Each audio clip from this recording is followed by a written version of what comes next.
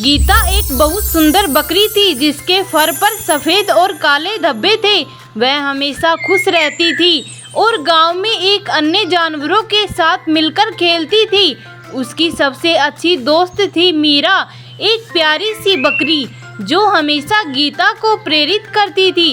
एक दिन गांव में एक चतुर सियार ने घोषणा की कि गीता का स्वयंवर होने जा रहा है। गांव के सभी जानवर उत्साहित थे और खुद को गीता के योग्य साबित करने के लिए तैयार थे। गीता थोड़ी चिंतित थी क्योंकि वह जानती थी कि उसे सही साथी चुनना है। सभी जानवर एक दूसरे से प्रतियोगिता में आगे निकलने के लिए तैयार करने लगे। गिलहरी ने खाना इकट्ठा करना शुरू किया, हाथी ने अपनी ताकत बढ़ाने के लिए व्यायाम किया और तोता अपनी बुद्धिमत्ता को साबित करने के लिए पठन पाठन में जुट गया। पहला चरण था दौड़। सभी जानवर दौड़ने के लिए तैयार थे। गीता ने देखा कि हाथी धीरे धीरे दौड़ रहा है जबकि गिलहरी तेजी से आगे बढ़ रही है। गीता ने समझा कि केवल तेज दौड़ना ही महत्वपूर्ण नहीं होता बल्कि सही रणनीति भी आवश्यक है। गीता ने सोचा कि उसे अपनी बुद्धिमत्ता का उपयोग करना होगा। उसने तय किया कि वह उन सभी जानवरों की क्षमताओं का मूल्यांकन करेगी और देखेगी कौन सबसे अधिक उपयुक्त है।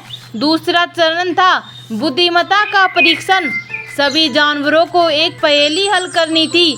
गीता ने देखा कि तोता बहुत तेजी से पहेली हल कर रहा है, लेकिन उसने यह भी देखा कि सियार ने जानबूझकर पहेली को कठिन बना दिया था। गीता ने तय किया कि उसे केवल तेजी नहीं बल्कि ईमानदारी भी देखनी होगी। गीता ने अब तक के सभी मुकाबलों का विश्लेषण किया। उसने देखा कि गिलहरी तेज है, हाथी मजबूत है, लेकिन कोई भी सच्चाई और ईमानदारी में आगे नहीं था। गीता ने सोचा कि उसे ऐसा साथी चाहिए जो सच्चा और समझदार हो। अंतिम मुकाबला एक बड़ा परीक्षण था जिसमें सभी जानवरों को मिलकर एक बड़ी समस्या का समाधान करना था। गीता ने सभी को एक साथ लाने का निश्चय किया। उसने सबको बताया कि हमें मिलकर काम करना चाहिए, तभी हम जीत सकते हैं। सभी जानवर एकजुट होकर समस्या को हल करने में जुट गए। उन्होंने मिलकर कठिनाइयों का सामना किया और आखिरकार समाधान निकल गया। गीता को महसूस हुआ कि सही साथी वही है जो हर स्थिति में साथ दे सके। अंत में गीता ने अपने दिल को खुश करते हुए एक हाथी का चुनाव किया।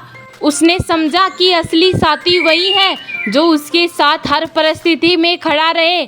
उसने मीरा को चुना जो हमेशा उसके साथ रही थी।